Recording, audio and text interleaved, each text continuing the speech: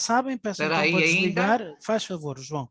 Estava a dizer que se alguém quiser, houve amanhã na Eclésia, e também farei uma referência ao Dia Mundial, ao Dia da Fraternidade Universal, que amanhã se celebra, no segundo aniversário comemorativo do encontro, a iniciativa esta adotada pelas Nações Unidas a partir do encontro entre o Papa Francisco nos Emirados Árabes Unidos, não é? Pronto, então vamos agora então... Por ocasião da celebração do 8º centenário do encontro de de Francisco São de Assis. Francisco O com o imã, sultão. exato, com o sultão, exato. O Já que a imã foi o Papa Filomena há pouco Francisco. estava a falar disso, aproveito para lhe dizer que há um ou dois números da nossa revista que vai adquirir, tratam desse assunto. Está bem? Muito obrigada, está bem. Pronto, então vamos começar, depois destas pequenas informations, vamos começar com o pensamento do Salmo 84. Porque o Senhor é sol e é escudo. Ele concede a graça e a glória. O Senhor não recusa os seus favores àqueles que vivem com retidão. Ó Senhor do Universo, feliz o homem que em ti confia. Muito bem, então vamos agora tentar ligar os nossos slides. Ver se consigo fazer isto. Aí está.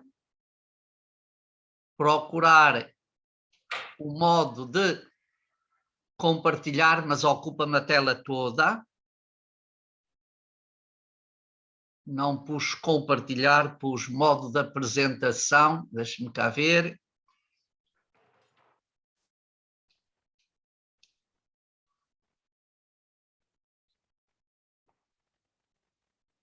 Compartilhar tela.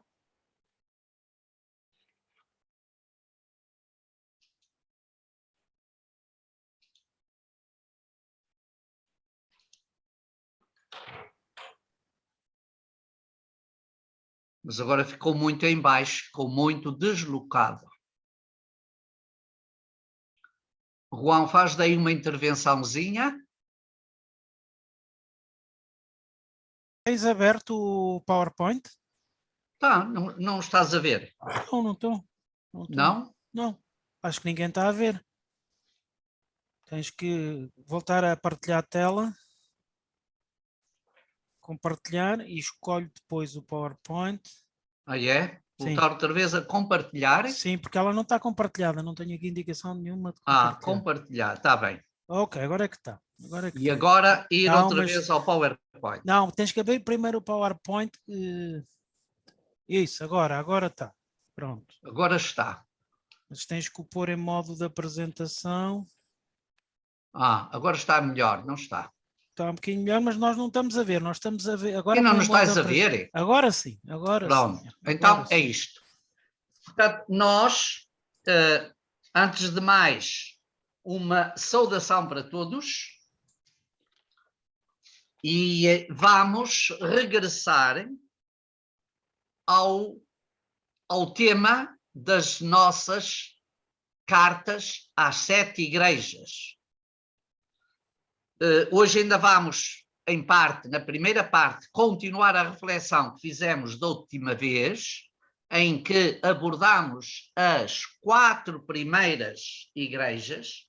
Claro, neste sentido, que estas igrejas, estas comunidades, são de facto comunidades que têm uma referência significativa, que podem incorporar aqui um enquadramento histórico no tempo, porque elas estão situadas, e também terem uma abrangência simbólica, que depois veremos quando olharmos para uma espécie de leitura de conjunto, uma perspectiva teológica sobre o sentido destas cartas.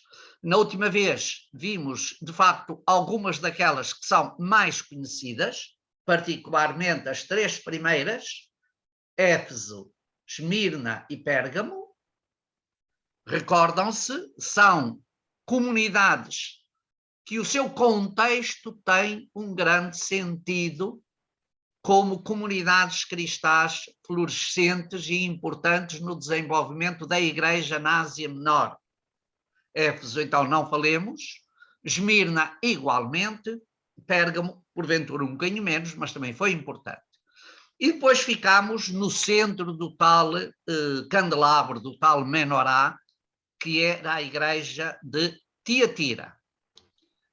Volto a chamar a atenção que podeis referenciar isso sempre melhor, indo àquele mapazinho que vos enviei, que, não sendo um grande mapa, vos ajudará certamente a situar melhor isso. Ora, hoje vamos então vamos percorrer o itinerário das 3 comunidades que estão do outro lado, que são 3 igrejas situadas em cidades de menor relevância, ou melhor dizendo, têm como contexto, e esse contexto tem elementos, principalmente no corpo da mensagem, como já vos disse, cada carta tem 4 elementos, tem sempre a saudação, tem o corpo da mensagem, tem tem a advertência, e depois tem, no geral, uma promessa. Não é? Ora, no corpo da mensagem, que é sempre a parte central daquilo que é dito acerca dessa comunidade, há muitos elementos de caráter histórico, principalmente de igrejas como, por exemplo, víamos há dias Pérgamo, e hoje vamos ver, por exemplo, Laodiceia e mesmo Sardes. E então hoje vamos começar exatamente pela igreja de Sardes. Estas 3 comunidades que hoje vamos falar têm o seu contexto histórico, geográfico, melhor dizendo, um pouco mais no interior já do terreno da Ásia Menor. Não são cidades como Esmirna, ou Éfeso, ou mesmo Pérgamo, que são bastante próximas do mar. Mas, sendo cidades do interior, elas eram cidades importantes, eram pontos importantes, porque por elas passavam as estradas que cruzavam e que faziam a ligação entre esses diversos espaços. Portanto, tomando a igreja de Sardes, o que é que podemos dizer mais de concreto imediatamente? A primeira nota que quero deixar ficar é que, de facto, as 3, Sardes, Filadélfia e Laodiceia, têm um contexto mais interior, enquanto que as outras têm uma relação mais próxima ao mar, ou seja, eram pontos de chegada e de partida. E estas aqui são cidades que se desenvolveram muito, e, por exemplo, a igreja de Laodiceia e em Sardes também faz muita referência a isso, desenvolveram-se a partir do comércio e daquilo que podíamos dizer a indústria local da época, em que, partindo daquilo que era o ambiente, o contexto histórico, o espaço geográfico em que estavam situados, desenvolveram e comercializavam. Eram, segundo o que conseguimos saber, comunidades mais pequenas do que as anteriores, mas, porventura, tão ricas ou mais ricas do que estas. Sardes, como podereis depois ver, começa logo, portanto, vamos olhar um bocadinho o texto de Sardes. Convido-vos a fazê-lo também, para podermos estar em sintonia, e diz, portanto, versículos 1 a 6. Portanto, capítulo 3, versículos 1 a 6. Da igreja de Sardes, nós temos o texto que diz: ao anjo da igreja de Sardes escreve: isto diz aquele que tem os 7 Espíritos de Deus e as 7 estrelas. Portanto, isto diz aquele que tem os 7 Espíritos e as 7 estrelas. São 2 títulos honoríficos, simbólicos, naturalmente atribuídos a Cristo. Vamos ver o que é que o autor, em princípio, procura expressar com este título. Conheço as tuas obras. Tens fama de estar vivo, mas estás morto. Portanto, temos aqui uma advertência muito forte, que é dirigida à comunidade, a Sardes e a muitas outras que certamente se situavam em situações idênticas e que ao longo da história também. Ser vigilante e fortifica aquilo que está a morrer, pois não encontrei perfeitas as tuas obras diante do meu Deus. Recorda, portanto, que recebeste e ouviste. Guarda-o e arrepende-te, pois se não estiveres vigilante, virei como um ladrão, sem que saibas a que hora virei ter contigo. Estás a ver? Há aqui um tema evangélico, que é da vigilância, um tema importante, muito presente nos evangelhos, particularmente em Mateus e em Marcos, porventura um bocadinho menos em Lucas. A vigilância é um tema a que Jesus presta na sua pregação muita atenção e que certamente foi um tema intensamente vivido pelas comunidades cristãs das origens. Porquê? Por causa da perseguição e dos espias, vamos dizer, que se misturavam no seio das comunidades para denunciar os crentes, principalmente perante as autoridades administrativas e as autoridades do império. Recordem-se, e vocês recordam certamente, estamos aqui num período de grandes perseguições. No entanto, tens em Sardes algumas pessoas que não mancharam as suas vestes. Esses caminharão comigo vestidos de branco, pois são dignos disso. Também temos aqui um tema, que é o tema da veste branca, também símbolo de uma realidade pascal muito importante, que depois vai estar presente noutras passagens do Cordeiro, principalmente naquela liturgia soleníssima do capítulo 11 e do capítulo 12. Assim, o que vencer andará vestido com vestes brancas, e não apagarei o seu nome do livro da vida. Outro tema, também é muito importante, aparece no Apocalipse, vamos já ver, mas está muito presente nos escritos apocalípticos extra-bíblicos, a começar por Daniel, como também já vimos isso no primeiro módulo. O livro, e abrir o livro, vai ser depois de abrir o livro, que está selado com 7 selos, ou seja, está plenamente vedado e ninguém o pode abrir, é um tema que vamos encontrar desenvolvido mais adiante no próprio Apocalipse. Mas o darei a conhecer diante do meu Pai e dos seus anjos. Lembrem-se, este tema da confissão diante do Pai aparece também no tema dos evangelhos. Quem tem ouvidos, ouça o que o Espírito diz às igrejas. Ora, então começamos pelo título. Os 7 Espíritos e as 7 estrelas.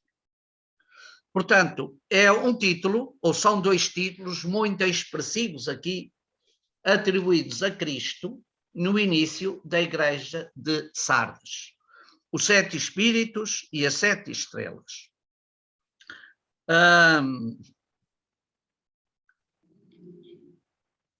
Isto, o que é que o autor pretenderá dizer? Pretende dizer, acima de tudo, com os 7 espíritos, é a plenitude do espírito, que é comunicado à comunidade.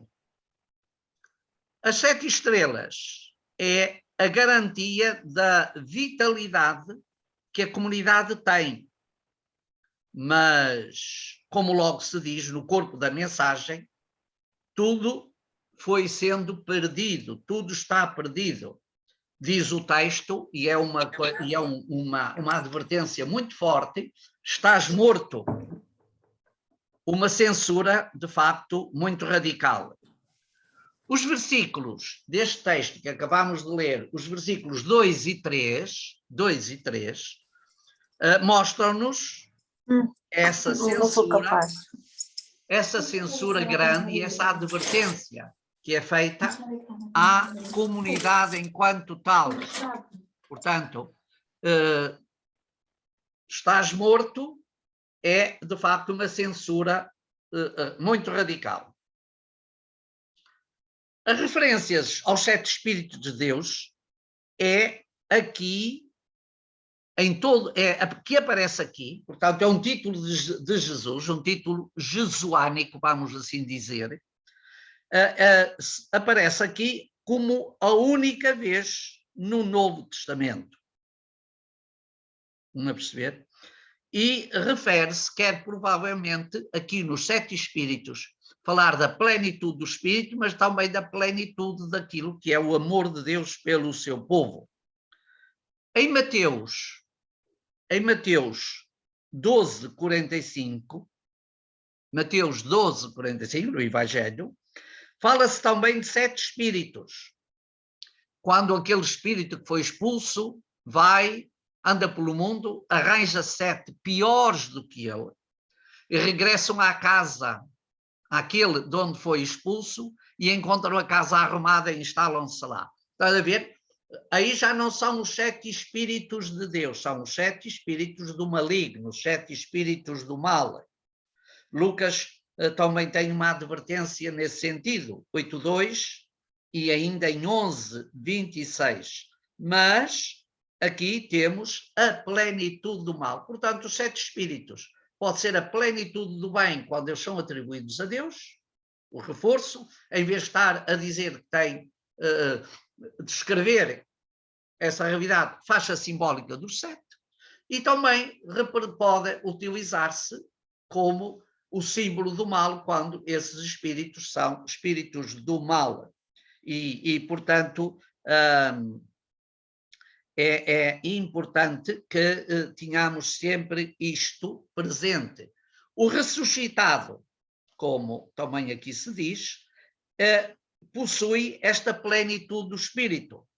E esta plenitude é exatamente o 7. Por sua vez, as 7 estrelas são um pouco o sinónimo dos 7 anjos,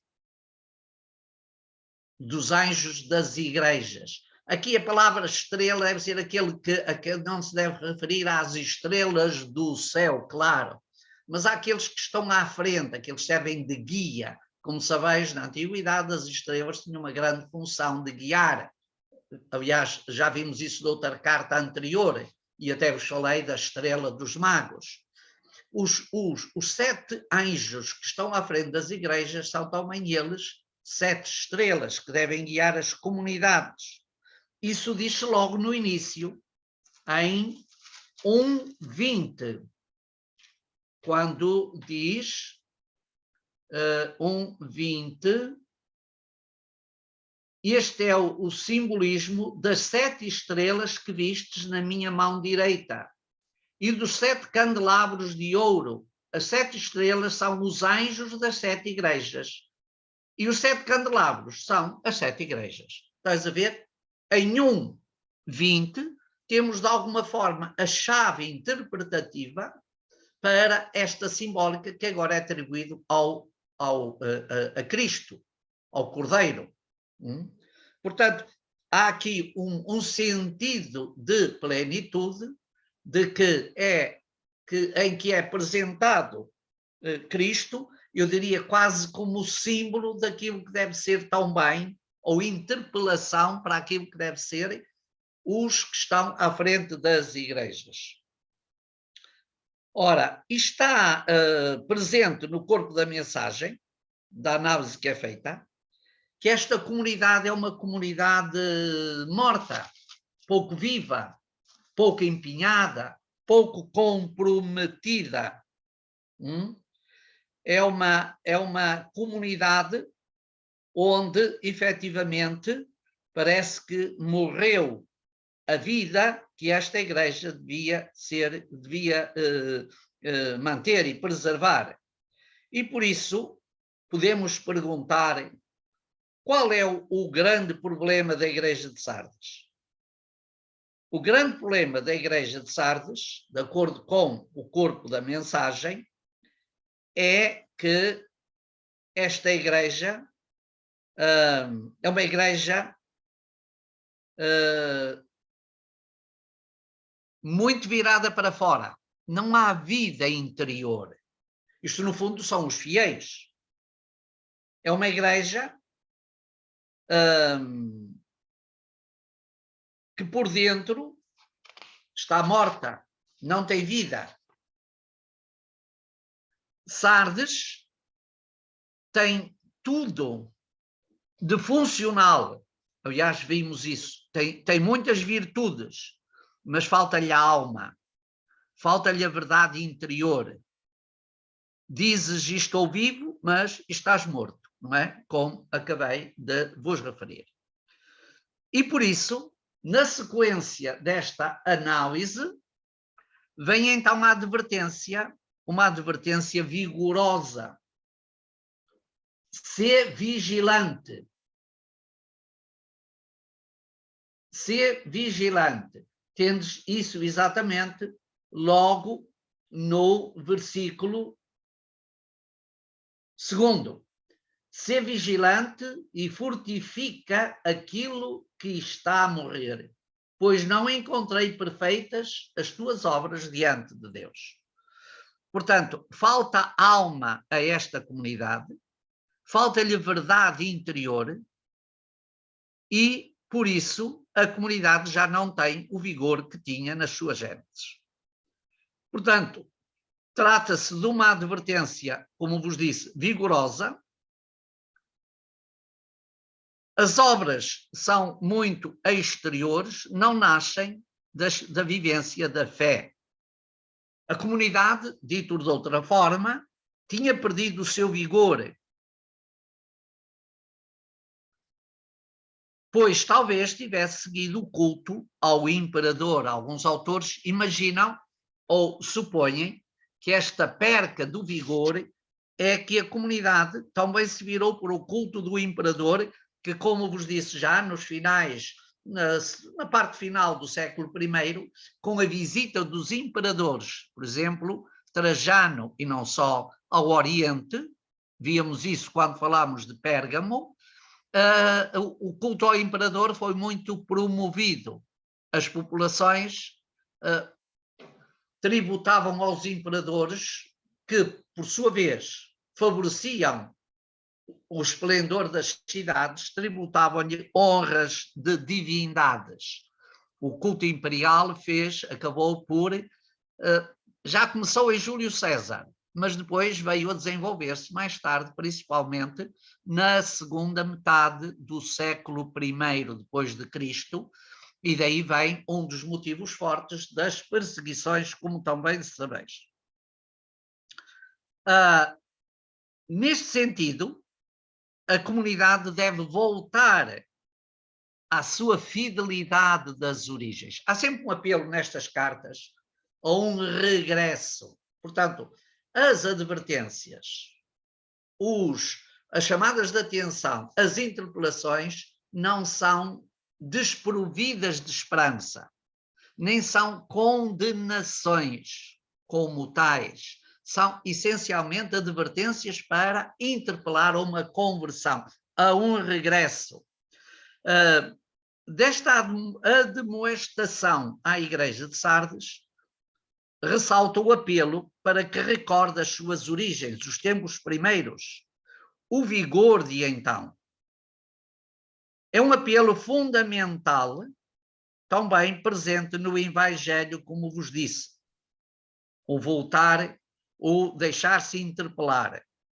E o imperativo que aqui aparece, o recorda, ser vigilante, etc. Estes imperativos, no fundo, mais não são do que uma exortação à conversão. Uma exortação que é feita em 3 tempos. Recorda, mantém-te vigilante e converte-te. São 3 verbos. Recorda-te, mantém-te vigilante e converte-te. São as interpelações que são deixadas a esta comunidade. Podíamos dizer, neste sentido, estávamos aqui há pouco a falar disso, que estes apelos servem às igrejas todas, estas e todas as demais. Mas a realidade é que o texto aqui é muito claro. Dirige-se, e para mim isso é evidente, dirige-se à comunidade. Toda a comunidade deve recordar-se do vigor das suas origens. Há sempre uma refontalização, há sempre uma ida, um regresso ao princípio. Portanto, manter-se vigilante, porque sem a vigilância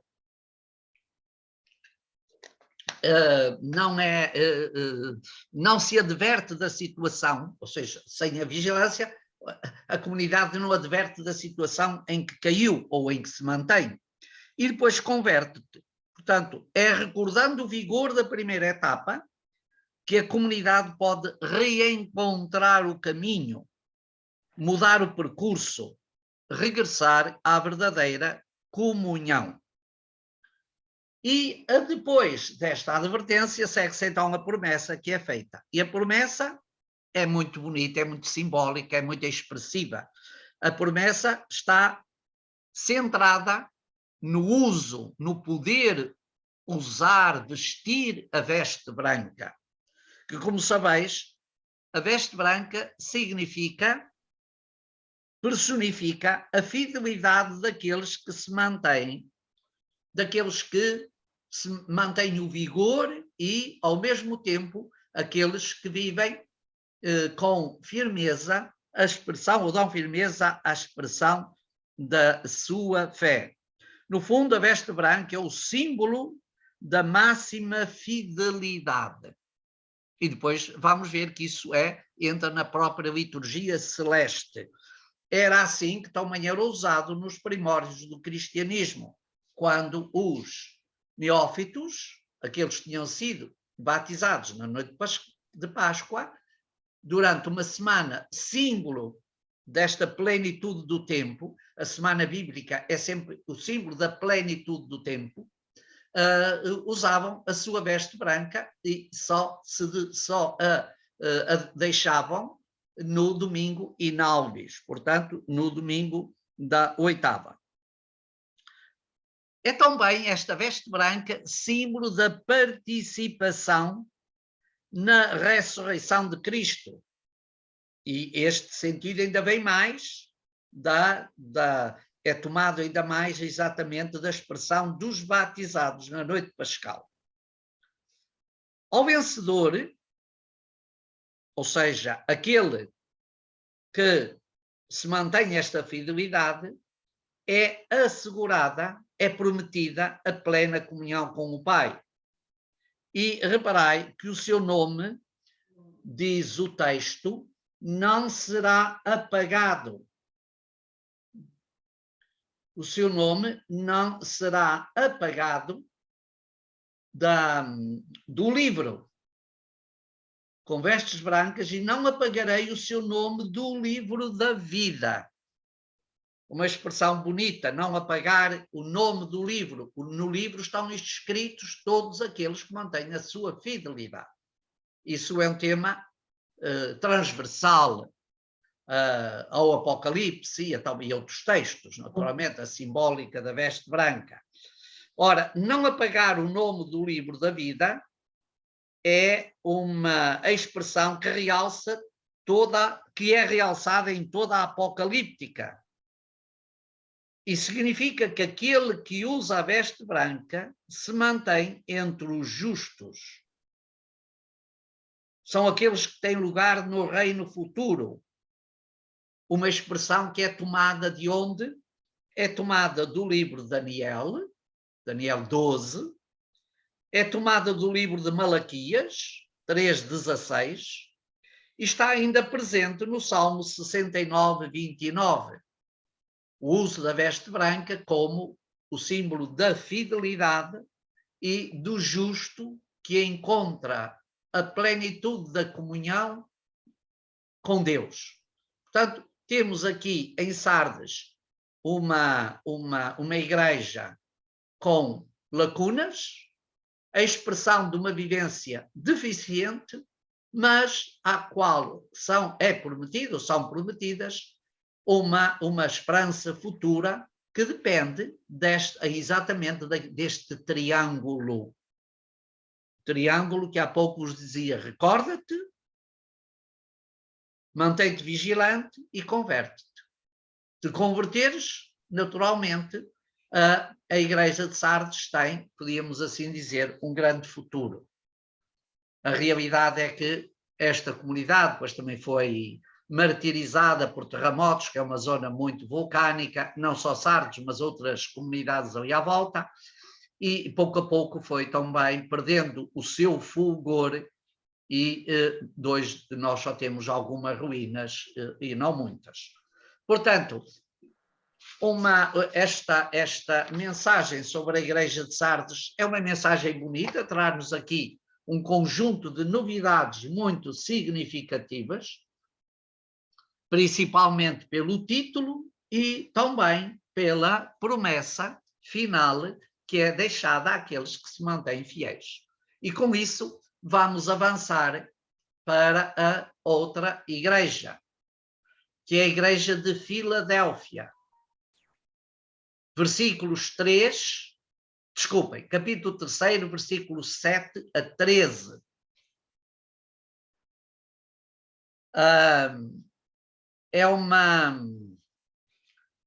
Temos aqui uma comunidade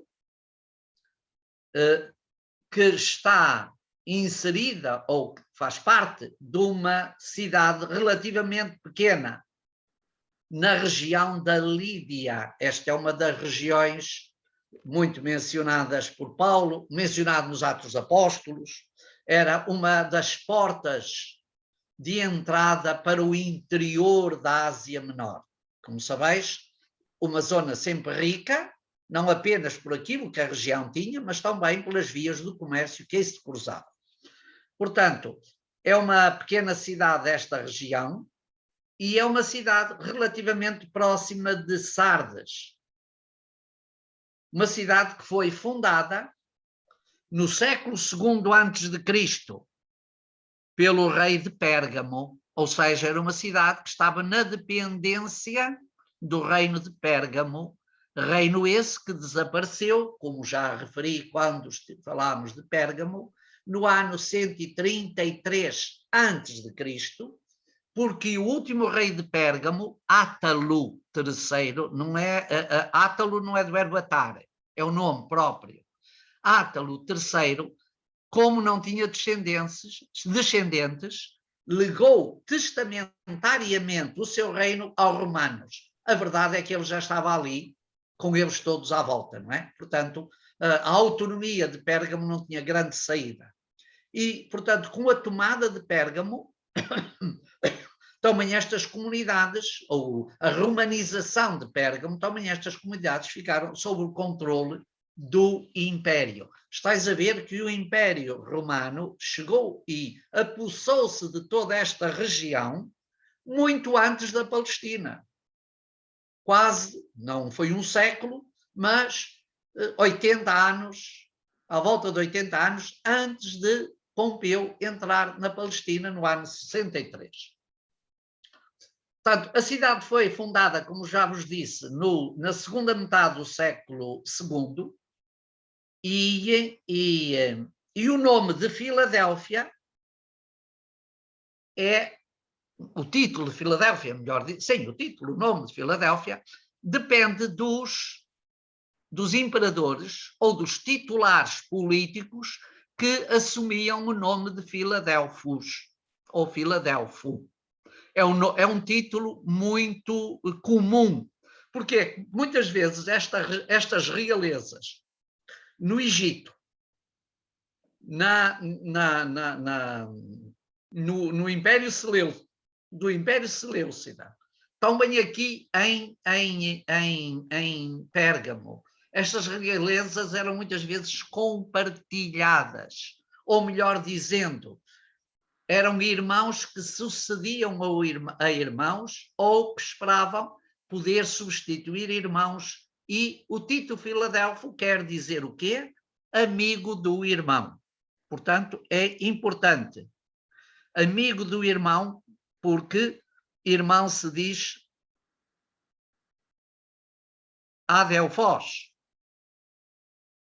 e amigo, filo. Portanto, a primeira Filadélfia que nós conhecemos foi fundada por Ptolomeu II no Egito. Ptolomeu II, que reinou entre 281 a 246 a.C., e que fundou várias cidades, não esta, porque esta é mais tardia, e a essas cidades deu o nome de, dava sempre o cognome de Filadélfia. Tal como Alexandre tinha fundado várias cidades, a que deu o nome de Alexandrias ou Alexandretas, como nós conhecemos ainda hoje, incluindo a Alexandria célebre do Egito, em que continua a manter o nome, apesar das múltiplas convulsões por que tem passado ao longo da história, mas temos outras que adotaram o nome. Por exemplo, na Turquia existe uma grande cidade portuária que hoje se chama Eskenderun, uma cidade monumental em termos de porto, de grande zona industrial, um pouco bastante próximo de Adana, mas na parte marítima, e Eskenderun, mas ao tempo Alexandre Magno chamou-lhe Alexandreta, ou seja, a pequena Alexandria.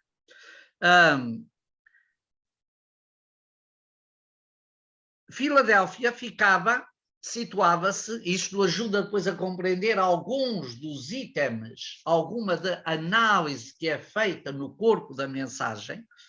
Filadélfia situava-se num fértil vale, localizada junto à estrada que ligava Pérgamo a Laodiceia. Portanto, estás a ver duas cidades que também aparecem aqui, Pérgamo e Laodiceia, e temos Filadélfia, que ainda hoje é usada na estrada, que ainda hoje se pode ver, como já tenho dito também, as suas ruínas, junto à estrada, quando se vai exatamente a caminho de, quando se vai de Pérgamo a caminho de Didime, ali nesta zona plana da Ásia Menor, nesta parte aqui. E é uma zona até muito rica, porque passa por ali um rio chamado Rio Meandros, que é um rio que é muito zagueante, daí vem o nosso nome de meandros, os meandros, e que inunda toda aquela zona e torna-a fértil e muito produtiva. Esta cidade de Filadélfia sofreu um grande terremoto e ficou grandemente destruída no ano 17 depois de Cristo. Estás a ver uma situação, portanto, muito gravosa, e isso levou o imperador Tibério, que começou a reinar em Roma no ano 14, é bom que tenham isso sempre presente, levou o imperador Tibério a dispensar a cidade de pagar impostos a Roma para, com esses proveitos, poder refazer-se, reconstruir-se. Mais tarde, já no período bizantino, ou seja, depois de 320 e tal, quando o Império Bizantino se consolidou, esta cidade de Filadélfia transformou-se numa cidade muito desenvolvida. Nunca foi uma grande cidade, mas era uma cidade muito rica, que até era chamada de Pequena Atenas. Portanto, estás a ver que... e era a Pequena Atenas por causa dos seus festivais, dos seus templos, e concretamente isso pode significar que a cidade nunca foi uma cidade totalmente cristã. provavelmente predominaram aí cultos pagãos, designadamente o culto ao imperador, de certeza. Não os vestígios, não tenho uma percepção, nenhuma visão global daquilo que a arqueologia pôs em destaque, mas de certeza, quando se passa e se olha para as ruínas, vê-se exatamente, nota-se ainda hoje a presença de muitas colunas, de muitos arcos, etc., o que pode significar exatamente isso. E a carta começa logo, e vamos ler, porque até agora estivemos a contextualizar, diz, então, a partir de 3:7, ao anjo da igreja de Filadélfia, escreve. Temos aqui, nesta carta, também, algumas menções de novidade, algumas referências que são verdadeiramente novidade. Por exemplo, estas. Isto diz o santo, o verdadeiro, aquele que tem a chave de David, aquele que abre e ninguém fecha, e fecha e ninguém abre. Estás a ver?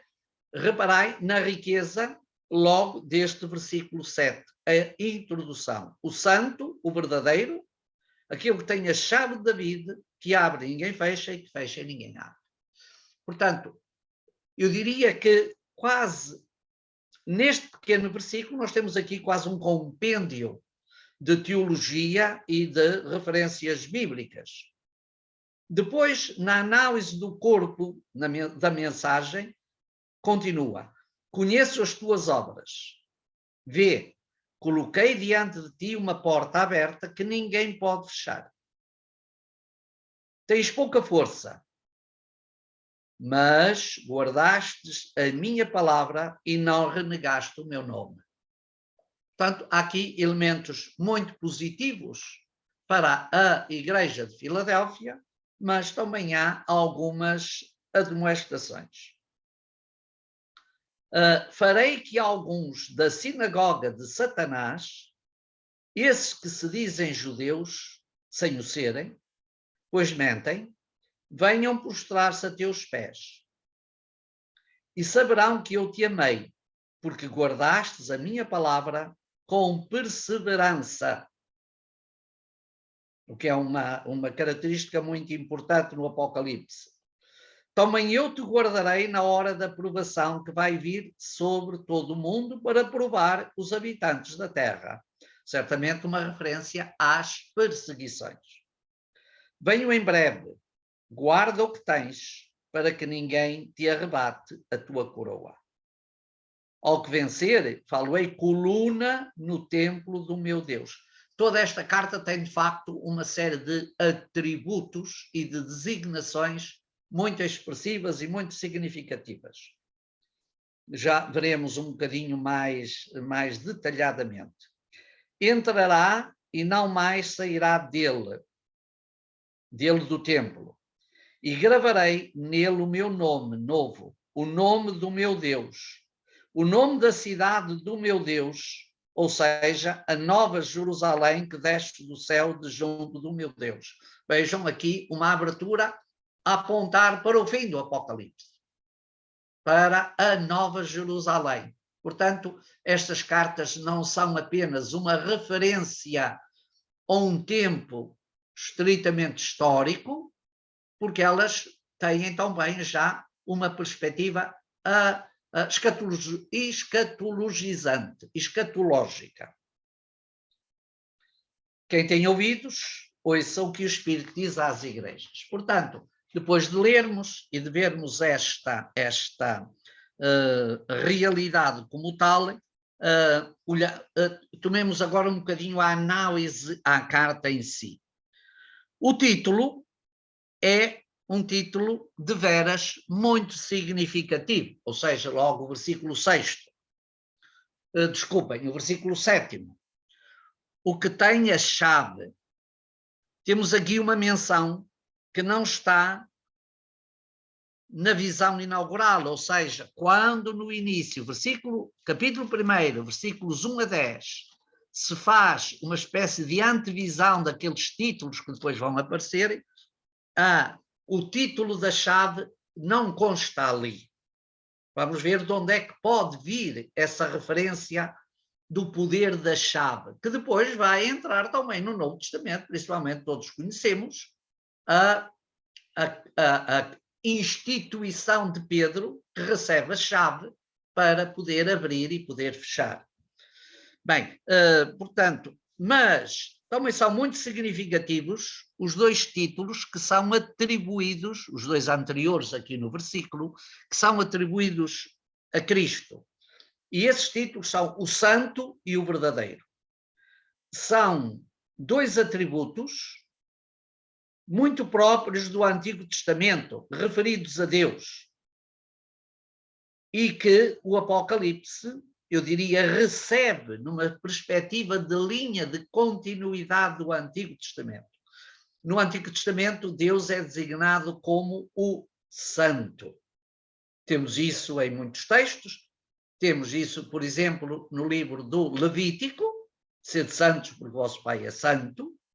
Temos isso em Isaías 6, eu vi o santo, ai de mim, estou perdido.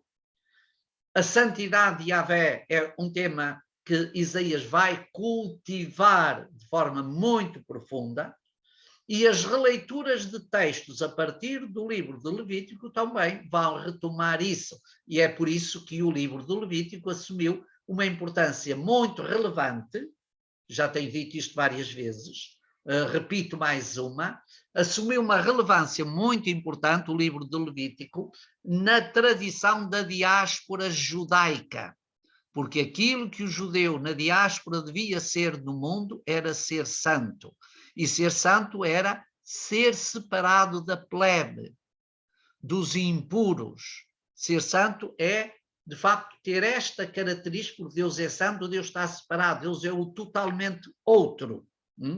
Portanto, é importante perceber exatamente isto. Quanto ao título de verdadeiro, o santo e verdadeiro, o que é que este título quererá dizer? Este título, o verdadeiro, o santo, já vimos, tem uma ressonância muito veterotestamentária. O verdadeiro tem provavelmente ecos mais consistentes, não estou a dizer exclusivos, mais consistentes, a partir do quarto Evangelho, ou seja, do Evangelho de São João, que é o Evangelho que mais trata a questão da verdade. Eu sou o caminho, a verdade e a vida. É uma afirmação muito marcante do quarto Evangelho, mas também no diálogo com Pilatos. Vim para dar testemunho da verdade, o que é verdade, e o verdadeiro é exatamente aquele que vem da verdade. A ideia do Apocalipse é aqui, certamente, realçar Jesus como o verdadeiro. Ele é o verdadeiro caminho, ele é o verdadeiro rosto de Deus, ele é a verdadeira palavra, principalmente, a verdadeira palavra, a palavra verdadeira e definitiva. Portanto, este verdadeiro encerra aqui todo um conjunto de realidades que são inerentes da própria identidade de Jesus. E tem certamente também aqui, acrescento eu, um eco da afirmação da encarnação, porque a encarnação é por ela que nós chegamos ao verdadeiro Jesus, ao verdadeiro Filho de Deus. E isso era muito negado, era totalmente negado, não era muito, era totalmente negado pelos gnósticos. E eu já disse várias vezes, convém ter isto na orelha, que no ambiente, no espaço destas comunidades ricas e polifacetadas, este espaço geográfico, estas cidades, eram cidades muito dadas, onde existiam grandes movimentos, grupos de gnósticos, gnosticismo, por exemplo, em Éfeso e noutras cidades. Portanto, chamar a atenção do verdadeiro tem certamente muito essa tónica, essa intuação, esse objetivo. Quanto à expressão aquele que tem a chave de David, Esta referência à chave de David é retomada, é buscada de forma direta de Isaías 22, 22, ou se quiserem 22, 22, 25. O que é que se trata? Trata-se ao tempo do rei Ezequias, há como que uma alteração na ordem constitucional, não, administrativa no Palácio Real. Não sabemos se foi por causa da doença de Ezequias, se foi em circunstâncias normais. Foi destituído um dos administradores do reino, o chefe do palácio, no fundo, o primeiro-ministro, podíamos dizer hoje em termos, ou o administrador-mor, e foi dada a chave do poder a um outro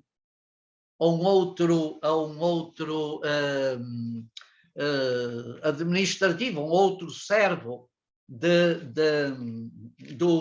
do rei. Não demora muito tempo e podemos ir ver isso, portanto, capítulo 22. Porquê? Porque esta leitura, ou melhor dizendo, este texto de Isaías é uma leitura de uma Eucaristia ali de um domingo do tempo comum no verão. É ali nos finais de julho, princípio de agosto. Não sei, não me lembrei, se eu me lembrar só agora, de ir ver qual é exatamente a leitura. Mas é uma leitura que tem a ver um pouco como quadro de fundo para a confissão de Pedro em Cesareia de Filipe.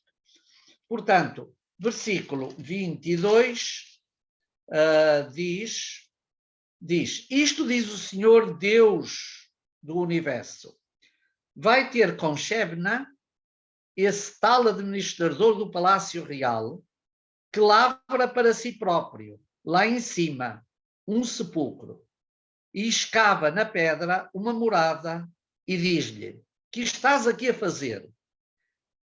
Que paredes tens tu? Que parentes tens tu, para estares a lavrar um sepulcro? Vê bem, homem forte, o Senhor vai arremessar-te de uma só vez e arrojar-te com violência. Far-te-á girar e dar voltas como um arco, numa planície imensa. Ali morrerás, ali ficarão os teus costes de gala, ó vergonha da corte do teu Senhor. Portanto, este Shebna é um servo, um administrativo que se apossou do bem do reino para seu interesse pessoal. Vou depor-te do teu cargo, destituir-te do teu posto. Naquele dia chamarei o meu servo Eliaquim, filho de Eliquias, portanto, uma substituição de administrador-mor do reino. Vesti-lo-ei com com a tua túnica, cingi-lo-ei com a tua faixa, porei nas suas mãos o teu poder. Será como pai para os habitantes de Jerusalém, para o povo de Judá. Cá está a função administrativa deste personagem. Porei sobre os teus ombros a chave do palácio de David. O que ele abrir, ninguém fechará, e o que ele fechar, ninguém abrirá. Pronto, temos aqui exatamente os ecos deste título que é dado a Jesus. E depois no versículo 25 diz, naquele dia, oráculo do Senhor do Universo, o prego fixado em lugar firme cederá, a carga que dele pendia soltar-se-á, cairá e será feita em pedaços. O Senhor assim o declarou. O que é que isto quer dizer? Isto quer dizer que o Senhor Eliaquim também não foi o homem da confiança, não realizou o oráculo do profeta para que este administrador realizasse o bem do povo, o bem do reino de Judá e o bem dos habitantes de Jerusalém. Esta profecia, dita assim, foi entendida ao longo da história como uma profecia que se realizará no tempo do Messias. Será uma profecia de caráter messiânico. O Messias tem a chave para abrir. E é na abertura da chave que ele dá sentido àquilo que está dentro da porta, ou seja, no seu reino, como tem o poder de abrir os selos do livro da vida. Ora, portanto, esta profecia foi lida em chave messiânica, em sentido messiânico, porque aqueles a quem a profecia menciona não se mostraram capazes de a realizar. E agora Jesus é apresentado exatamente como esse que tem a chave, ou seja, ele é o Messias. Ele é aquele que não só vem da descendência de David, mas realiza, administra aquilo que David também devia realizar. E daí vem depois, então, as chaves como símbolo da autoridade eclesial. Ora, esta autoridade é, antes de mais, pertença de Cristo, pertença do Cordeiro. E, portanto,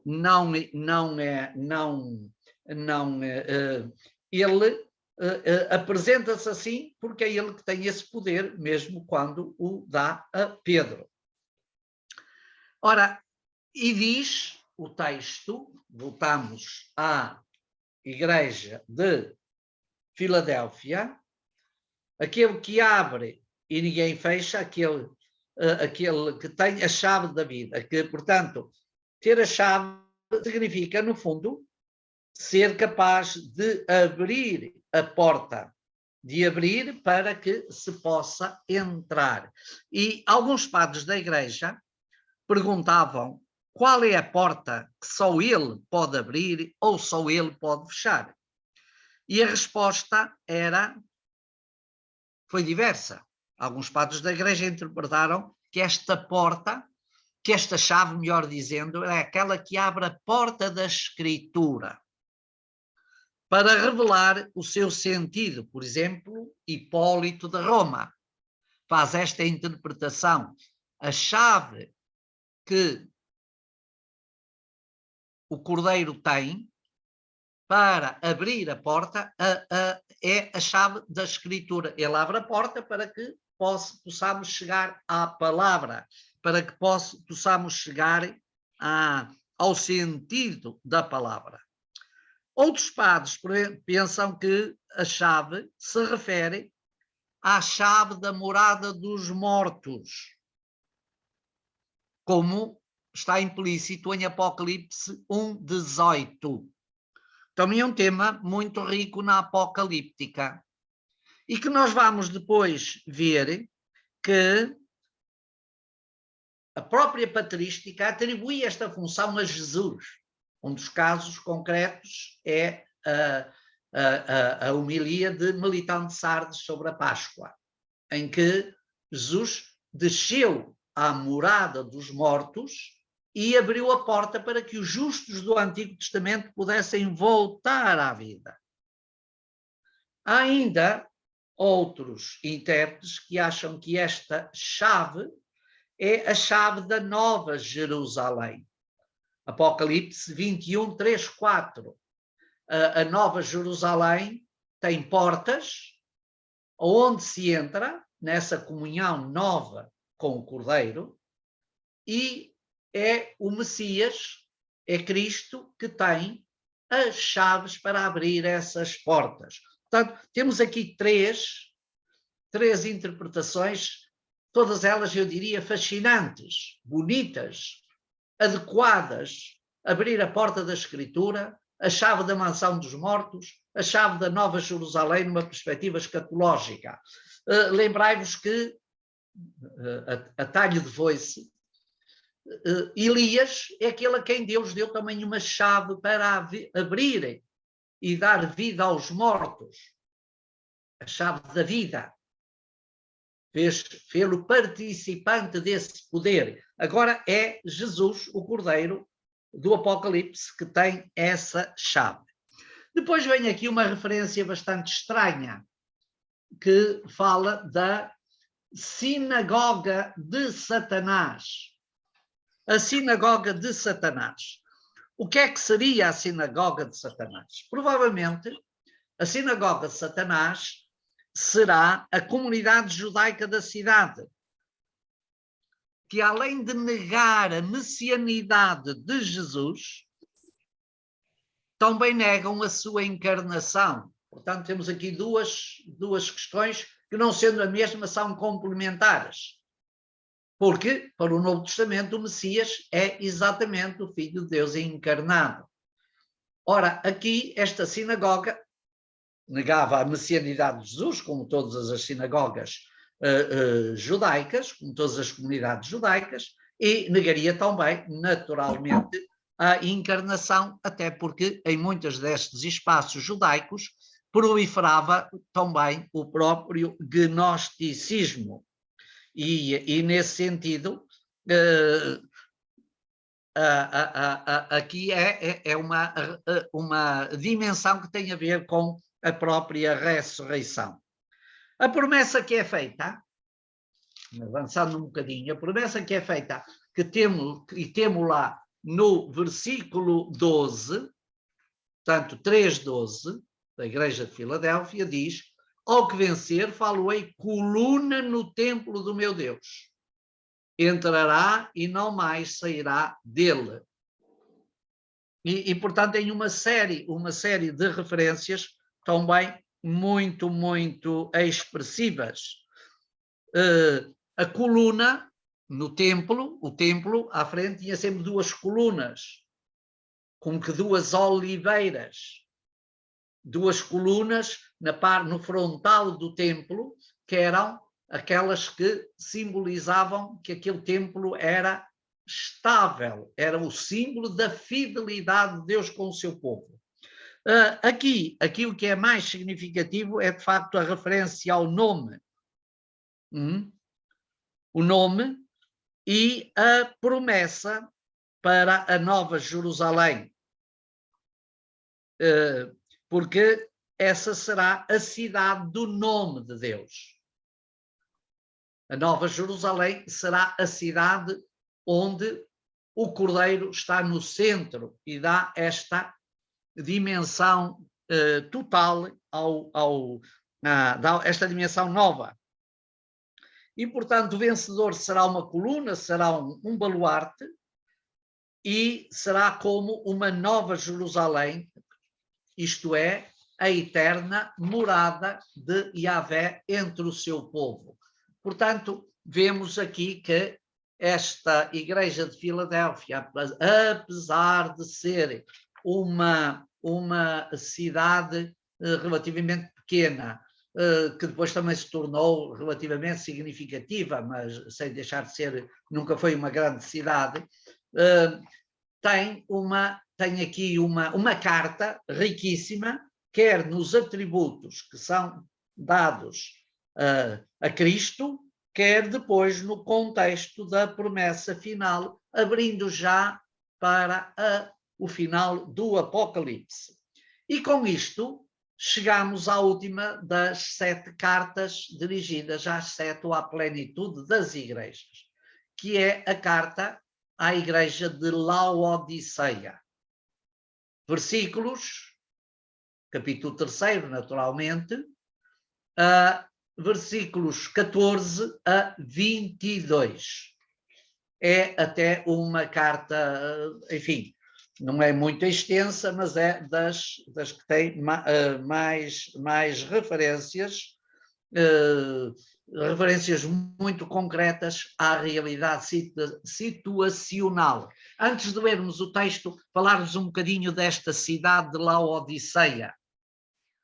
Era também uma cidade, já víamos há pouco, que se situava na estrada que ligava Pérgamo, que ligava para Pérgamo, e era uma cidade das mais ricas desta região da Frígia, a cerca de 60 quilómetros de Éfeso. Portanto, era uma cidade muito próxima de Éfeso e, portanto, certamente beneficiava daquela prosperidade que Éfeso também beneficiava, e Laodiceia situa-se também no cruzamento destas estradas que trazem os bens que são depois comercializados a partir daí. O nome, Laodiceia, o nome é, acima de tudo, uma homenagem à esposa do imperador Antíoco II, que criou a cidade. E a sua esposa chamava-se Leódice. É um nome bonito para se alguém quiser dar a uma neta. Leódice. Fará furor depois quando ela for para a escola, não é? Vai-lhe perguntar logo, eu tenho no meu passado uma grande cidade, Laodiceia, e portanto as pessoas até ficariam a saber, não é? Mas pronto, a esposa deste Antíoco II é um dos imperadores do Império Seleucida, e a sua esposa, e ele fundou a cidade, e a cidade assumiu uma grande relevância. Esta cidade chegou a ser, inclusive, a capital de uma província romana chamada a província da Frígia Pacaciana, ou seja, de uma parte da Frígia. A Frígia é uma zona geográfica conhecida como a Lídia, etc., mas a Panfília, etc., nós conhecemos muito essas regiões dos Atos Apóstolos, porque foram terras por onde andaram, além destas referências aqui do Apocalipse, andaram o apóstolo Paulo e os seus companheiros em missão. E, portanto, esta cidade viria a ser mais tarde tornada capital aqui da região. A estrada que vinha que vinha do Porto e servia esta cidade passava também por, vejam, havia uma estrada que vem da zona marítima, passa por Tiatira, Sardes, Filadélfia, e situa-se aqui junto a um rio chamado Rio Lico. Também é um rio, como quase todos os rios aqui da zona, porque é uma grande planície, são rios com umas margens muito largas e permitem a irrigação e a abundância de água na região, o que torna a região rica. A carta que Paulo dirige aos Colossenses parece também ter referências à cidade de Laodiceia, assim como uma outra cidade notável aqui muito próxima, que era a cidade de Herápolis. Quem foi à Turquia já comigo, passámos por essa cidade, não visitámos muito as ruínas, porque esta cidade fica na proximidade de Herápolis, cidade sagrada, fica na proximidade de uma zona muito, muito bonita, que é a região de Pamukkale, ou Pamukkale, com as suas águas brancas que dão aquelas cascatas muito, muito, muito, muito bonitas. Ora, também Herápolis era uma cidade procurada de toda a parte do Império. Porquê? Por causa das qualidades das suas águas, que permitiam recuperações de muita gente. É claro que nem todos os que iam para Herápolis se curavam, por isso hoje o que existe em Herápolis, naquelas redondezas, são muitos sepulcros de notáveis que foram para Herápolis para se curar e não saíram de lá e ficaram lá nos sepulcros. Portanto, não chegaram a curar-se. Mas a região é toda uma região riquíssima, é uma região muito bonita, é uma região, de facto, que de alguma forma mostra que estas cidades tinham algum vigor e tinham meios para sustentar e manter a sua qualidade. Laodiceia era uma cidade de grande atividade comercial e também fabril, devido à produção daquilo que é muito significativo na região, a chamada porque é a lã negra, que permitia, portanto, tecidos que eram naturalmente muito apreciados. nesta região, portanto, de Laodiceia, assim como em Tarso. Tarso também será uma cidade que se notabilizará, também é uma zona de planície, pelas a lã preta, a lã negra, que permite tecidos que eram de boa qualidade. O célebre médico que conhecemos, Galeno, que viveu em 129 a 200 depois de Cristo, deixa muitas notícias sobre a vida nesta cidade de Laodiceia.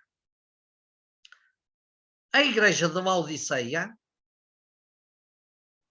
melhor dizendo, a igreja, agora vamos ler o texto antes de dizermos mais coisas. Diz assim, versículo 14, ao anjo da igreja de Laodiceia escreve. Temos aqui, agora, em referência a esta igreja, também alguns títulos novos e únicos.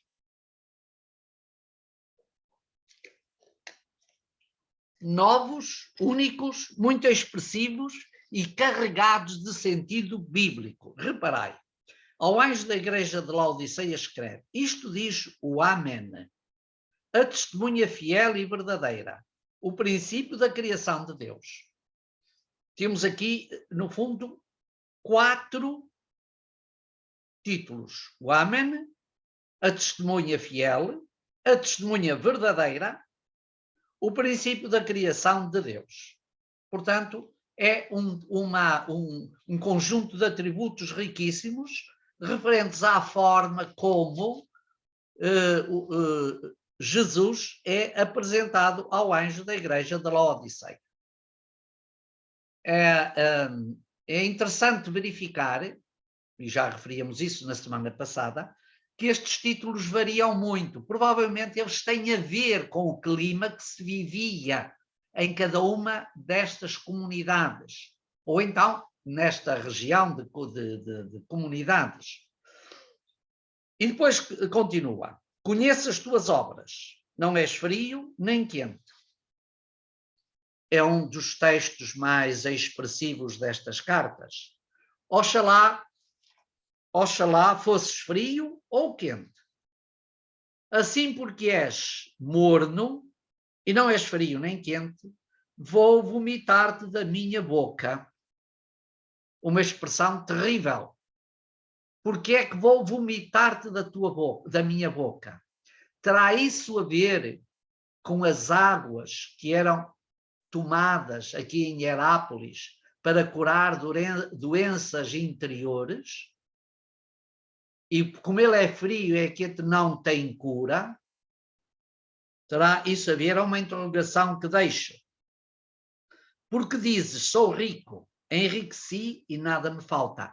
É certamente uma alusão à riqueza, ao bem-estar desta cidade de Laodiceia. Como vos disse, uma cidade próspera, quer em agricultura e o pastoreio, quer em indústria fabril, que desta indústria fabril, que era conhecida na região. Porque dizes, sou rico, enriqueci e nada me falta, e não te dás conta de que és um infeliz, um miserável, um pobre, um cego, um nu. Aqui quase as referências às obras de misericórdia. Aconselho-te a que me compres ouro purificado no fogo, para enriqueceres. Compres vestes brancas para te vestires, a fim de não aparecer a vergonha da tua nudez. E, finalmente, o colírio para ungir os teus olhos e recobrares a vista. Porque és cego, porque não vês, porque não te reconheces, pois precisas fazer, dão-se aqui conselhos sobre a forma prática como proceder. Certamente estes conselhos sobre a forma prática como proceder têm a ver com as simbologias, a realidade do ambiente. Olha que eu estou à porta e bato. Se alguém ouvir a minha voz e abrir a porta, eu entrarei na sua casa, cearei com ele e ele comigo. Temos aqui um dos versículos mais notáveis de todo o Apocalipse, mais usado, cantado, sempre presente. Não vou agora debruçar-me sobre ele, porque vamos, num dos próximos slides, eu tratarei este versículo pela sua simbologia como tal. Ao que vencer, farei que se sente comigo no meu trono, assim como eu venci e estou sentado com meu Pai no seu trono. Portanto, uma carta também riquíssima, quer nos títulos que são dados ao Cristo que é apresentado à comunidade, como agora na promessa final, também é expressiva na crítica que é feita, é verdade, mas agora também na promessa final, que aquele que se mantiver fiel terá acesso ao trono de Deus. Portanto, temos aqui esta referência muito, muito bonita. Ora, então, em termos mais expressivos, a Igreja, os títulos que são dados a Jesus, como já vimos, o primeiro é o Amém. É um título original, nós só conhecemos a palavra Amém para dizer quando, e pensamos que significa concordar, yes sir, amém. Não, a palavra amém não significa isso. A palavra amém significa fidelidade. Eu sou fiel. Jesus é o amém, Jesus é a fidelidade. Ele não a diz, ele é a expressão da fidelidade. E isso significa que ele é a firmeza, a consistência, a fidelidade. Significa que Cristo é a estabilidade da palavra de Deus. A fidelidade de Cristo é a fidelidade da palavra. Ele é fiel à palavra e ele é a palavra fiel de Deus. E é só esta firmeza, é só esta fidelidade que permite, como Jesus diz no Evangelho, construir, fazer uma construção estável. É a rocha. A rocha é o lugar onde uma construção se torna firme. Se a construção é feita sobre a areia, como todos sabemos, e isso está bem expresso na experiência humana, as construções feitas sobre a areia depressa correm o risco de se desmoronar, porque não são verdadeiramente, não têm consistência, não têm amém. Ora, podemos dizer que esta amém é igual à verdade. Portanto, quando o Tito repete, isto diz o amém, o testemunho fiel e verdadeiro, fidelidade e verdade são em João, eu diria quase sinónimos. Um interpela mais para a consistência no estar e outro mais para a consistência no ser. Mas verdade e fidelidade são dois atributos fundamentais. Ai, meu Deus do céu, nesta relação. Hoje não olhei para o relógio, mas também faz bem. Ora, onde é que é buscada esta ideia do amém? Esta ideia do amém pode tomar-se de Isaías 65:16. 65:16, em que ele é apresentado, Deus é apresentado como a testemunha fiel, a testemunha verdadeira, que depois também é um tema retomado no Salmo 88. O amém que Deus é, o seu sim, vamos depois também encontrar em Apocalipse 22:20. Deus é o amém permanente. Por isso ele é o princípio da criação. Ou seja, a criação é toda uma obra fiel, verdadeira de Deus. A igreja de Laodiceia, Jesus mostra-se então assim como o início, o fundamento da ação criadora de Deus. Ele é o modelo que inspira a criação, como nós dizemos, E como o Apocalipse, desculpem, como o prólogo do Evangelho também o diz. Depois destes títulos, ricos de significado, como acabo de vos dizer, segue-se então o corpo da mensagem. Uma mensagem que é apresentada numa perspectiva um bocadinho de contraposição, frio e quente, morno e não presta.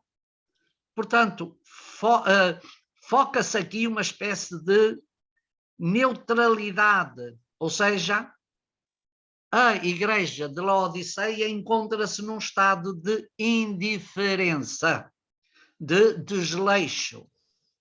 Esta indiferença é naturalmente objeto das palavras mais duras, eu diria mais cruéis, de todo o grupo das 7 cartas. Estou para vomitar-te da minha boca. Esta é certamente uma sentença muito gravosa. É certamente uma afirmação muito, eu diria, quase esquartejante da realidade e significativa para nós que esta comunidade estava num estado de tibieza muito grande. Uma igreja que vive na tibieza e na indiferença. Isso não é aceitável, tendo em conta o anúncio da mensagem que foi proclamada. E, portanto, daí decorrem todo este conjunto de advertências que depois o texto segue no corpo da mensagem.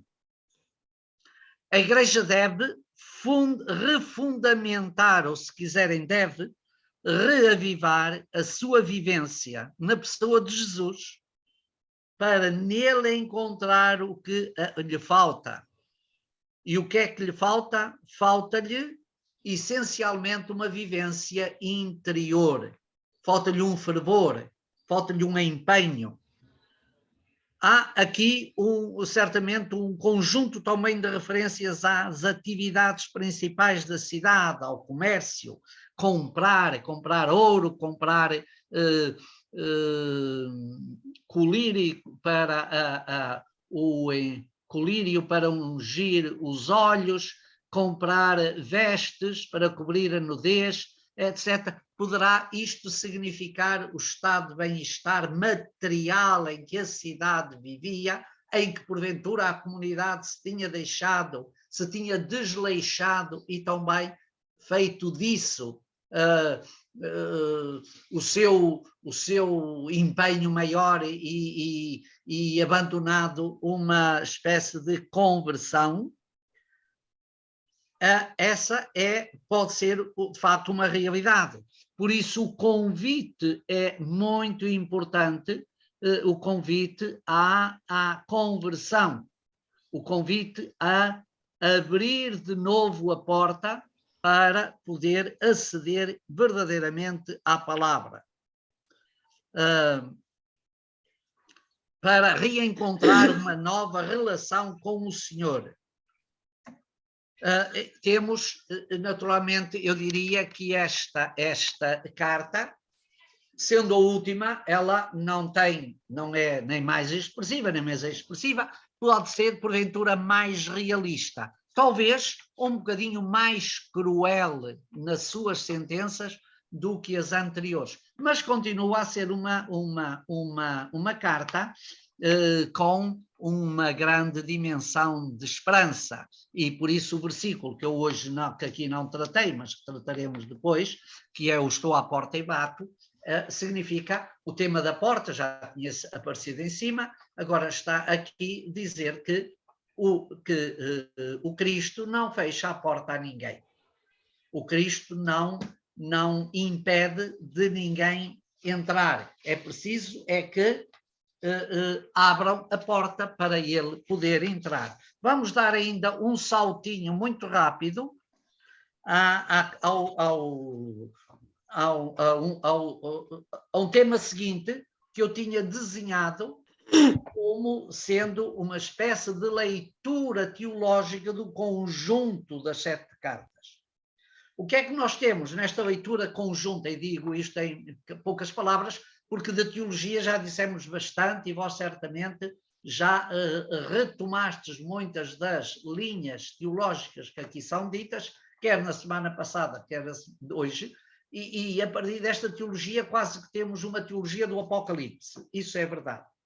Portanto, desta leitura que fizemos conjunta, nós podemos dizer que temos aqui ritmos diversos em que as comunidades caminham. Tempos e ritmos diversos em que as comunidades caminham. Mas na diversidade há algo de comum.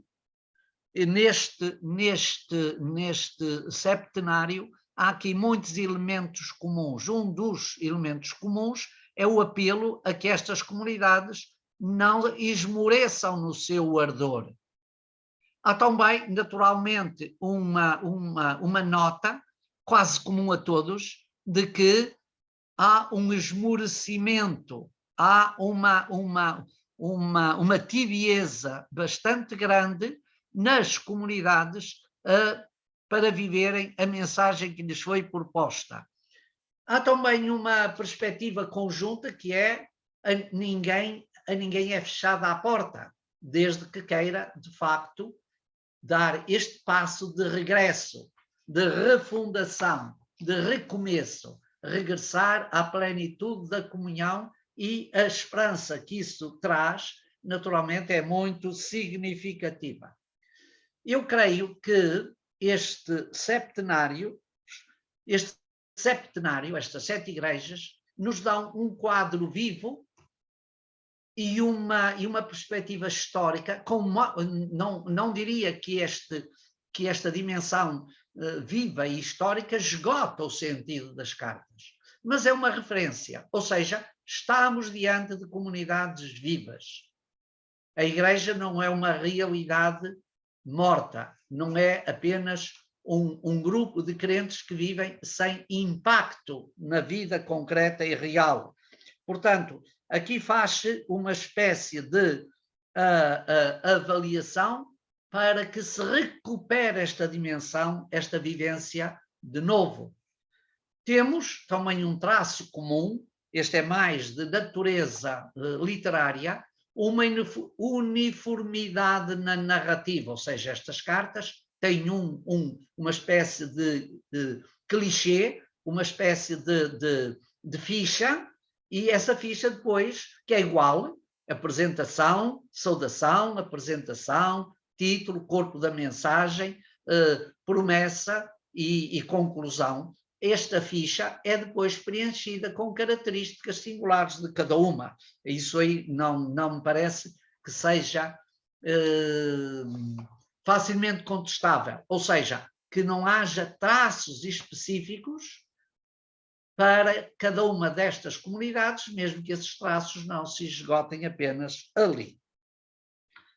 Outro elemento muito rico destas cartas são exatamente os títulos que são atribuídos a Jesus, que vimos, ao Cordeiro, a Cristo, muito diversificados, uns que são tomados do Antigo Testamento, outros que vêm até dos temas da literatura apocalíptica contextual, outros que vêm já do Novo Testamento, outros que vêm no enquadramento daquilo que é o Apocalipse, os textos seguintes. Portanto, os títulos são muito ricos e as designações também são muito ricas, porque cada título tem uma designação específica, significa algo que está contido. Por exemplo, o Amém.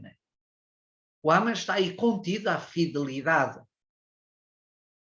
As chaves, aquele que detém as chaves, está aí contida uma dimensão teológica muito significativa.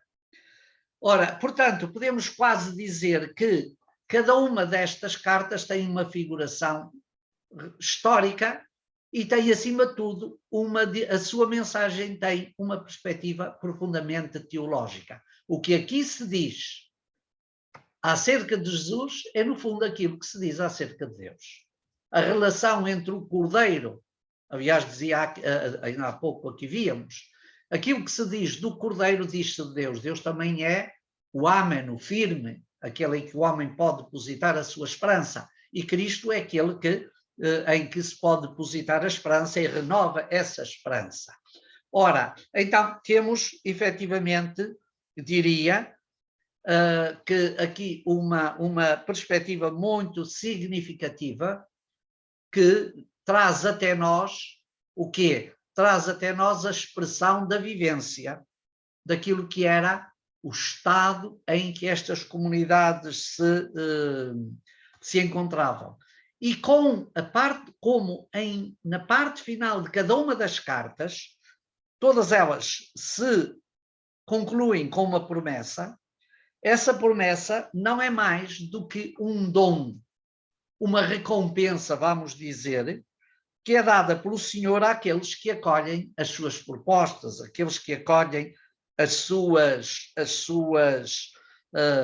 os seus apelos, aqueles que refazem o caminho. E só refazendo esse caminho, só retomando o fervor e a fidelidade das origens, se pode, de facto, tornar testemunho, dar uma firmeza de fé. E nesse aspecto creio que é muito, muito expressivo que cada uma das cartas não feche. Apesar de haver sentenças muito duras, nenhuma das cartas fecha a porta à reconversão. Nenhuma das cartas é intimidativa. Nenhuma das cartas é uma condenação definitiva. Não. Cada uma das cartas, mesmo as advertências e as propostas que são feitas, tem como objetivo interpelar e reconduzir à comunhão verdadeira. Ora, com este conjunto com esta nossa análise, que gastamos muito tempo, é verdade, não vamos poder fazer o mesmo em todas as partes do Apocalipse, mas também vos digo uma coisa, isso é muito importante, do que aqui foi dito acerca destas cartas, acerca da leitura teológica destes textos, nós tiramos já um conjunto muito alargado naquilo que diz respeito à teologia e à mensagem do Apocalipse enquanto tal. Não foi uma demora de tempo em função de uma parte para prejudicar o todo, mas foi um alongar o tempo para ajudar a abrir a porta para o todo. E esse todo do Apocalipse fica já a partir daqui muito aberto, muito desenhado. Vamos tentar chegar aonde for possível e aí creio que com esta fundamentação, com estes alicerces, com toda esta riqueza que advém destes textos, que para mais tem esta matriz de alguma forma histórico-temporal, estou a dizer, esta matriz de alguma forma histórico-temporal, que tem também esta carga teológica simbólica e representativa. Com isso nós temos aqui já um conjunto de elementos que depois ajudam-nos, temos aqui já um conjunto de chaves de leitura para abrir os segredos, de facto, do livro do Apocalipse. Com isto, eu peço ao nosso gestor que nos abra agora, que nos ponha todos em visão coletiva, para, no caso de haver alguma... Estás cá, muito bem. No caso de haver perguntas, quer sobre esta parte, quer sobre alguma questão que tenha ficado pendurada de aulas anteriores, podemos dialogar um bocadinho conforme o tempo nos permitir. Boa noite, Padre João, boa noite a todos. Se calhar aproveito. No que diz respeito à Igreja de Sardes, que começou por falar, apesar do que li no texto e apesar do que disse, Apesar do que li no próprio texto e apesar das informações,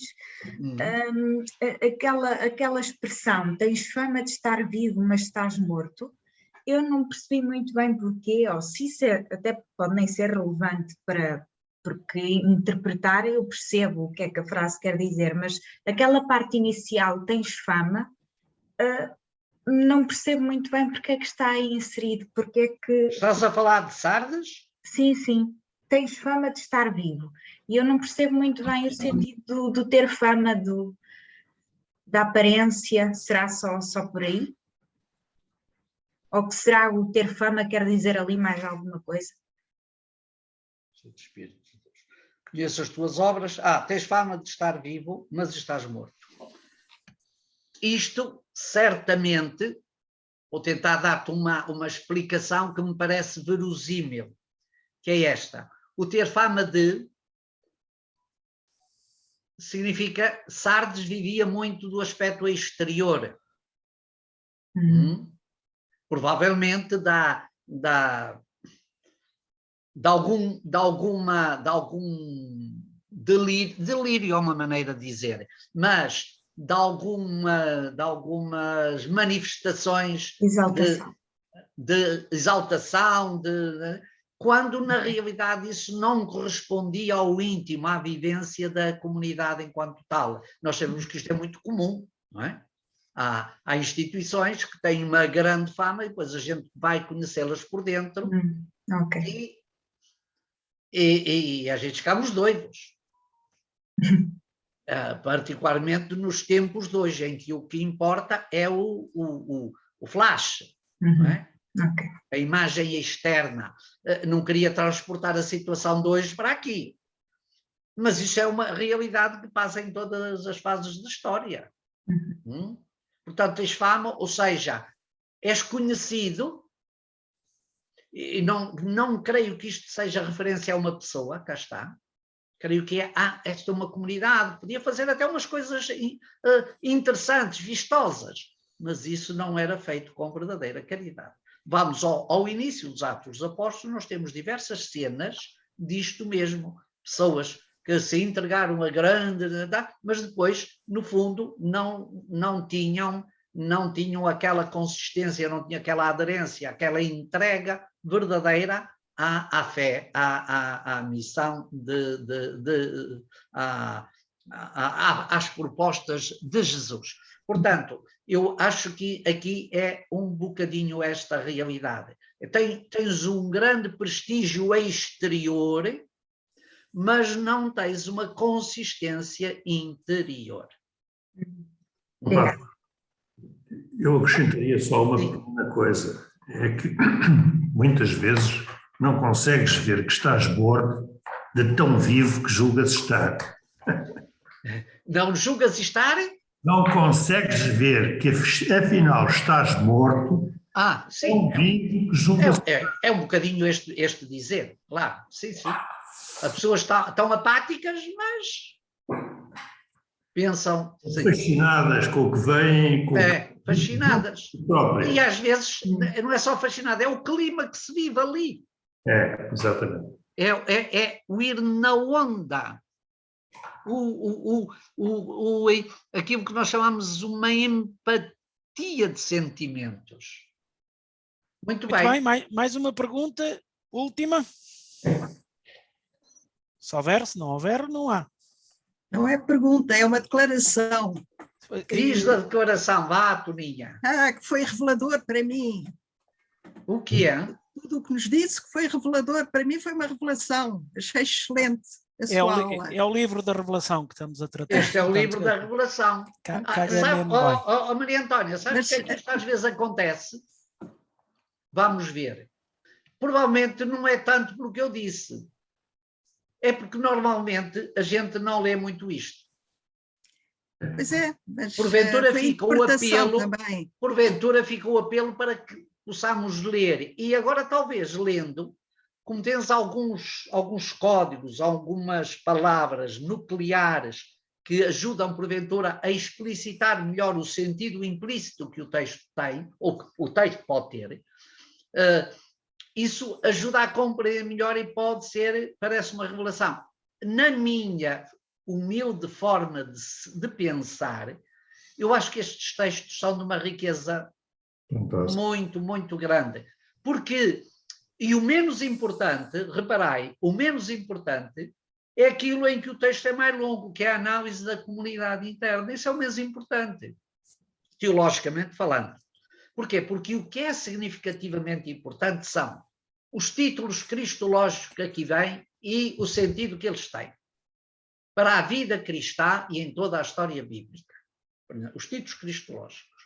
Depois, há a promessa que é feita e os apelos à conversão. Isto são 3 elementos, que sendo todos, eu diria, não são diferentes, mas não são repetitivos no conjunto das cartas, comportam aspectos, são naturalmente elementos muito importantes. Há um elemento que não é tão importante, mas para nós pode ser mais chocante, que é aqueles elementos em que muitas vezes assentam o sentido da advertência ou da admoestação, que não é uma condenação. Está bem? Eles, só é condenação, diz sempre, se não converte-te, compra isto, faz, portanto, não são uma condenação. Pensas que estás vivo, mas estás morto. Não está a condenar, está a fazer a avaliação. E isso não fechou a porta. Mas há O sempre livro uma do hipótese. o livro do Apocalipse não fecha nenhuma porta. É o livro da esperança. A única porta que o livro do Apocalipse fecha é o capítulo 22, com a descida da Jerusalém Celeste. Mas aí significa que fecha abrindo-as todas. A Jerusalém Celeste é transferência daquilo que é a plenitude da comunhão que se espera com Deus para o espaço da temporalidade. Mas, naturalmente, no sentido figurativo, mas aí fecha a porta porquê? Porque é plenitude, é o fim. É para aí que subimos, é para aí que tendemos, é aí que esperamos. E, portanto, essa é, no fundo, a grande caminhada que fazemos. Mas não há uma condenação em que diz estás fora da porta. Esta tendência que nós temos, e às vezes muito dentro da igreja, de meter ainda em vivos as pessoas no inferno e lançar-lhe todos os impropérios, não é um bom serviço que fazemos à causa do Evangelho e à causa do Novo Testamento. Não somos nós os titulares dessa chave.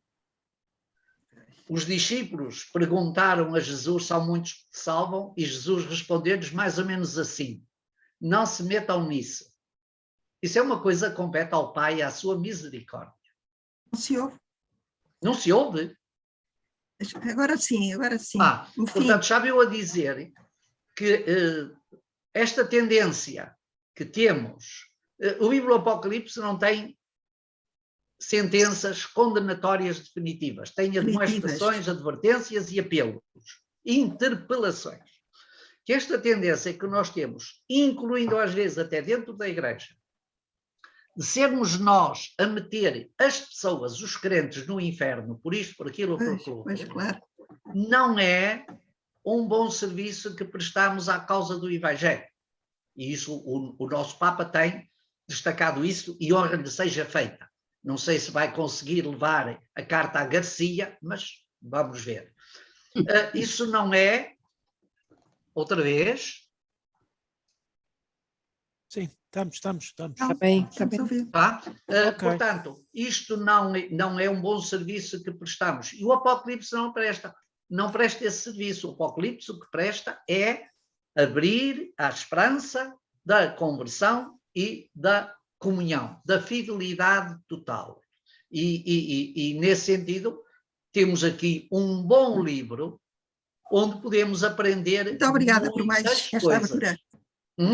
Muito bem, gente, cá estaremos na semana que vem para continuar a refletir e a acompanhar. E na próxima textos. semana vamos avançar mais rapidamente, claro, mas vamos dar um bocadinho de continuidade aos temas que hoje, na semana passada e hoje queríamos tratar, não foi possível, não chegámos lá, mas na próxima semana vamos retomar e depois eu darei informações mais completas aos serviços que vos apoiam e me apoiam para partilhar convosco, está bem? Agora... Okay, João Lourenço, não faça as coisas